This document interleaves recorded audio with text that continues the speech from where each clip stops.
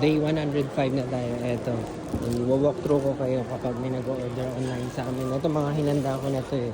Ayan, ito sabay sila. Sinabay ko na sila booking dahil medyo malayo-layo yung pick up and drop off area dito sa may Shangri-La. Galing tayo sa food forum. Akit pa tayo.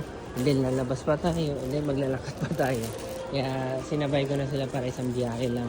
Ayan. So kung gusto mag-order online, lalo na ngayon, maulan po. Para hindi na hassle sa inyo. Actually, kung isipin nyo, yung gas nyo, oras nyo, masulit po magpa-deliver na lang, di ba? Ito, ayan. Ito may in-order sa atin. Isang chia walnut, sugar free natin yan. Chocolate ganache, and then fairy one. Ito naman yung isa, strawberry, chocolate, tsaka yung coffee namin. Ito. Ganda na ng design ngayon kasi Pasko na. So yan, after sa food forum, naglalakad lang palabas. Basta antayin ko na lang yung rider sa pickup dun. Bandan dun sa dulo. So tatawid lang muna tayo and then antayin na lang yung rider.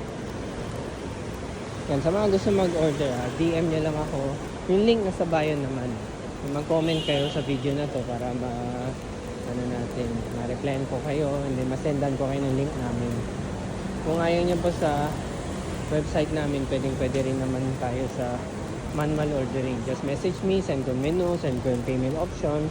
Ang kagandahan sa online, at least wala na kayong interaction kailangan gawin, wala na kayong kailangan kausapin, and pwede kayo magbayad ng card.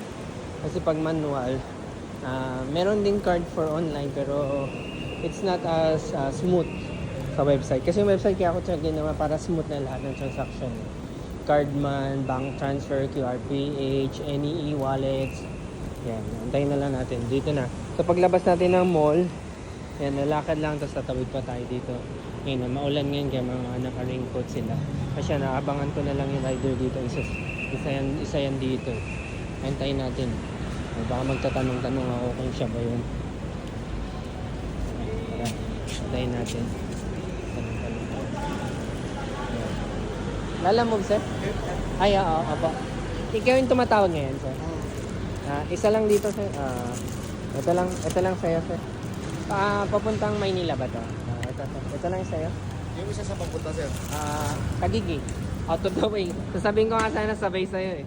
Pero Tagigi. Wala, sobrang out of the way. Kung pwede lang, i-alok ko na rin sa'yo eh. Sige, okay lang, sir. Thank you rin,